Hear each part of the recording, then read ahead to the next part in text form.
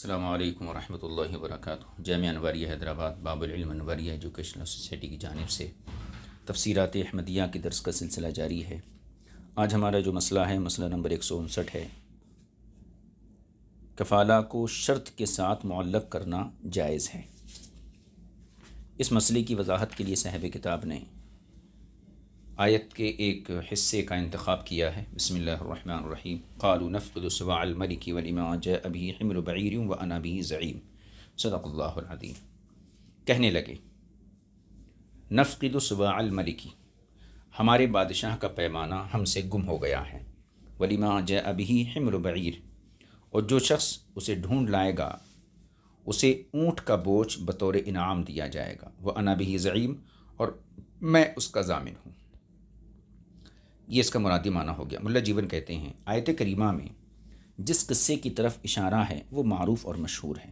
وہ قصہ یہ ہے کہ جب حضرت یوسف علیہ السلام کے بھائی ان کے پاس آئے مصر کے اندر اور غلہ لے کر واپسی کا ارادہ کیا، تو حضرت یوسف علیہ السلام کے خادموں نے آپ کا سا یعنی پیمانہ آپ کے بھائی کے کجاوے میں رکھ دیا، یعنی بنیامین کے کجاوے میں۔ پھر جب یہ لوگ مصر سے باہر نکل آئے تو ایک اعلان کرنے والے اور آواز دینے والے نے آواز دی۔ اس نے اعلان کیا کہ مجھ سے اور میرے ساتھیوں سے بادشاہ کا پیمانہ کہیں گم ہو گیا ہے، اور ہمارا خیال ہے کہ تم نے اسے چرایا ہے۔ اس اعلان کرنے والے نے یہ بھی کہا کہ جو شخص وہ پیمانہ ہمیں مہیا کرے گا اسے ایک اونٹ کا بوجھ بطور انعام ملے گا، اور میں اس بات کا ذمہ دار ہوں، یعنی میں کفیل ہوں کہ اسے انعام ملے گا، یعنی میں کفالت اٹھاتا ہوں کہ یقیناً اس شخص کو اونٹ کا بوجھ بطور انعام دیا جائے گا جو اس پیمانے کو لائے گا۔ تو اس واقعے میں اعلان کرنے والے اور اس کے ساتھیوں نے یہ ذمہ داری اٹھائی، یعنی یہ کفالت لی کہ اونٹ کا بوجھ میں یا ہم دلوانے کے پابند ہیں، اور اسے ایک شرط کے ساتھ معلق کیا، اور اللہ تعالیٰ نے یہ واقعہ ہمیں سنایا۔ لہذا ظاہر یہی ہوتا ہے کہ اس امر کا یعنی اس بات کو ہماری شریعت میں باقی رکھا گیا ہے، جس کے لیے معروف ضابطہ ہے۔ وہ معروف ضابطہ پہلے گزر چکا ہے کہ جب گزشتہ امت کا کوئی کام بلا نکیر بیان کیا جائے تو وہ ہم پر بھی نافذ ہوتا ہے۔ اس ضابطے کے تحت یہ چیز ہمارے اوپر بھی نافذ ہوتی ہے۔ فرماتے ہیں پس ثابت ہوا کہ زعیم کہنے سے کفالہ جائز ہو جائے گا۔ یہ صورت میرے دل میں القاء ہوئی، اور جائز ہے کہ اسے جو ہے جعالہ یعنی انعام بنایا جائے، اور انعام کی ضمانت اٹھائی جا رہی ہو جبکہ ابھی کام مکمل نہ ہوا ہو۔ قاضی بیضاوی نے کہا ہے کہ اس آیت میں اس امر کی دلیل ہے کہ انعام دینا جائز ہے، اور عمل مکمل ہونے سے پہلے انعام کی ضمانت اٹھانا بھی جائز ہے، اور کفالہ کو شرط سے معلق کرنا بھی جائز ہے۔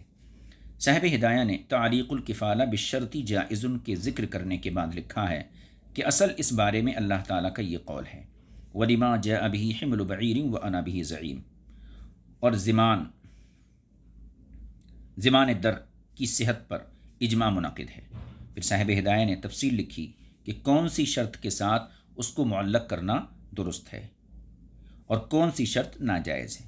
بس انہوں نے لکھا ہے کہ اصل یہ ہے کہ اس کی تعلیق ایسی شرط کے ساتھ صحیح ہے جو اس کے ملائم یعنی مناسب ہو، مثلا ایسی شرط جو وجوب حق کے لیے ہو، جیسا کہ وہ کہتا ہے کہ اگر اس کی